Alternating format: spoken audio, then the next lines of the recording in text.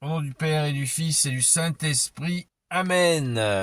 La paix de Jésus soit dans votre maison, sa paix et sa joie. Alléluia. J'espère que vous allez bien. Nous lisons le Saint-Évangile selon Saint Marc, chapitre 6, versets 30 à 34.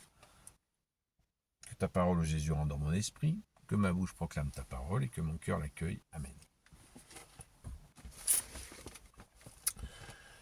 Les apôtres, le Jésus, pasteur et prophète. Les apôtres se retrouvèrent autour de Jésus et lui rapportèrent tout ce qu'ils avaient fait et enseigné. Il leur dit, venez donc à l'écart dans un lieu désert, vous vous reposerez un peu, car les gens allaient et venaient en si grand nombre qu'on n'avait même pas un instant pour manger.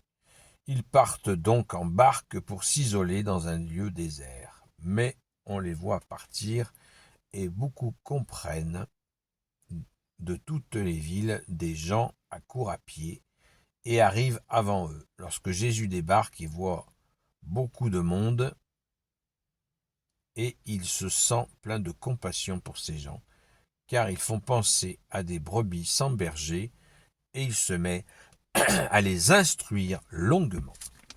Merci Jésus, alléluia. Alors, que se passe-t-il? Eh bien, Jésus retrouve ses apôtres qu'il avait envoyés, nous l'avons vu précédemment. Saint Marc chapitre 6, Jésus envoie les 12. C'était hier ou avant-hier. Enfin, on l'a vu cette semaine.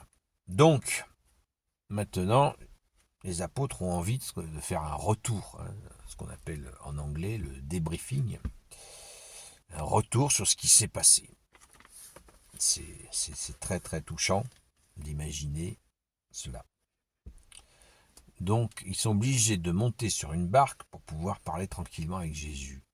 C'est quand même incroyable. Et la signification de la barque, quand on dit d'ailleurs, quand on a des difficultés, on dit tiens bon dans la barque. Ça veut dire dans la barque avec Jésus. Voilà. N'oublions pas que c'est aussi sur cette barque que Jésus a fait arrêter le vent et la tempête. On s'en souvient et on rend grâce. Merci Jésus. Alors, les gens accourent de partout maintenant. Ils partent donc en barque pour s'isoler dans un lieu désert, mais on les voit partir. Et beaucoup comprennent de toutes les villes, des gens accourent à pied et arrivent avant eux. Ils essaient de deviner, d'anticiper où ils vont débarquer pour pouvoir écouter Jésus, que Jésus guérisse les malades, chasse les démons. C'est merveilleux.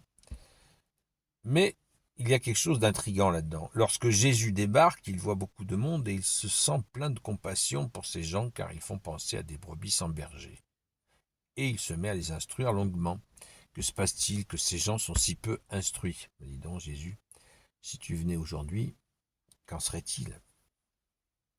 Qu'en serait-il? Parce que la connaissance de la foi, eh bien, elle est en train de reprendre, elle reprend du poil de la bête, comme on dit, sans faire de jeu de mots. Et comme des brebis sans berger, comme nous pouvons le constater dans la société dite moderne, grosse tête que je sais tout, qui ne sait pas grand-chose en fait. Mais ça revient. 2024, 32% d'augmentation de baptême. 2025, 50% d'augmentation de baptême. Que nous réservera Pâques 2026, nous le saurons bien vite.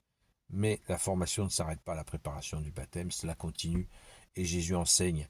Et pourquoi ces gens n'étaient pas enseignés? Parce que ils se plaignent régulièrement.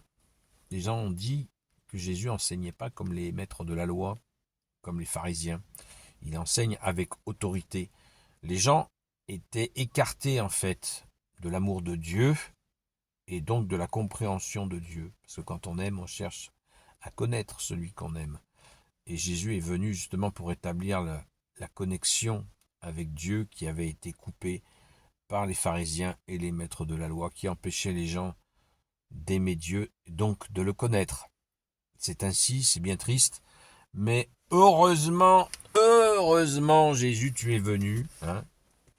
Quelle grâce, restaurer cet amour, c'est le sens du premier miracle de Jésus, la transformation de l'eau en vin, c'est le rétablissement de l'amour de Dieu chez les Hébreux, puisqu'il a fallu commencer par un endroit, et bien sûr pour l'humanité entière.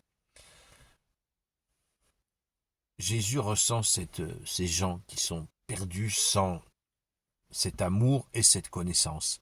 Parce que si nous avons la connaissance sans l'amour, ça ne sert à rien du tout. Saint Paul l'a dit merveilleusement bien. Il a dit, voilà, si tu as toutes les connaissances et si tu n'as pas d'amour, ça ne sert à rien. Si tu as la capacité de te jeter dans le feu, si tu n'as pas l'amour, ça ne te sert à rien. Si tu connais toutes les sciences, tous les secrets de l'univers et tu n'as pas d'amour, ça ne te sert à rien. N'oublions pas que la connaissance est le motif de la chute d'Adam et Ève. Dieu avait dit, ne touchez pas à l'arbre de la connaissance. Ne mangez pas le fruit de l'arbre de la connaissance. Ce qui signifie bien des choses. Donc, rendons grâce, loué sois-tu Jésus, pour cette compassion qui n'est pas qu'un sentiment, mais qui est une action, puisqu'il nous est dit, et il se met à les instruire longuement, très longuement, merci Jésus, tu as instruit ce peuple affamé et assoiffé de l'amour, de ton amour, l'amour de Dieu, tu es Dieu Jésus, et ils ont accueilli cet amour, et bien sûr Jésus, tu leur as expliqué, tu les as enseignés comme tu le fais là en ce moment avec nous. Merci Jésus, tu es vraiment l'amour sur terre, la justice sur terre et la miséricorde sur terre. Alléluia. Gloire soit au Père et au Fils et au Saint-Esprit, maintenant et toujours et pour l'éternité. Amen. Ô Jésus, toi qui peux tout et qui portes tout, toi le Sauveur, toi l'Emmanuel, je te confie toutes celles et ceux qui regarderont cette vidéo, ainsi que leurs proches, selon ta seule volonté, ô Jésus.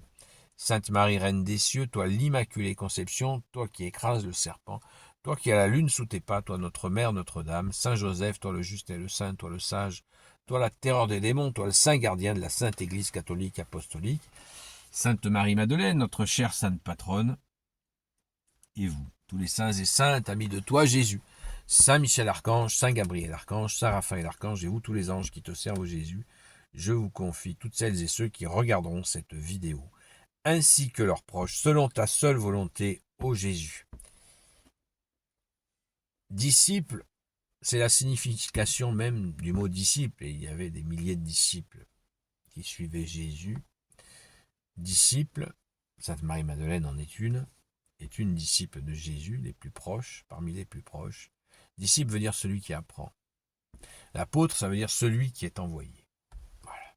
Donc, soyons disciples, si nous vraiment nous souhaitons apprendre tout de toi, ô Jésus. Amen. Comme disait Sainte Thérèse de Lisieux, quand on a Jésus, on a tout. Ben oui, Jésus nous enseigne et en plus, il nous donne la capacité à dépasser les étapes que nous avons des difficultés à passer. Jésus nous porte ce que aucun être humain n'est capable de faire.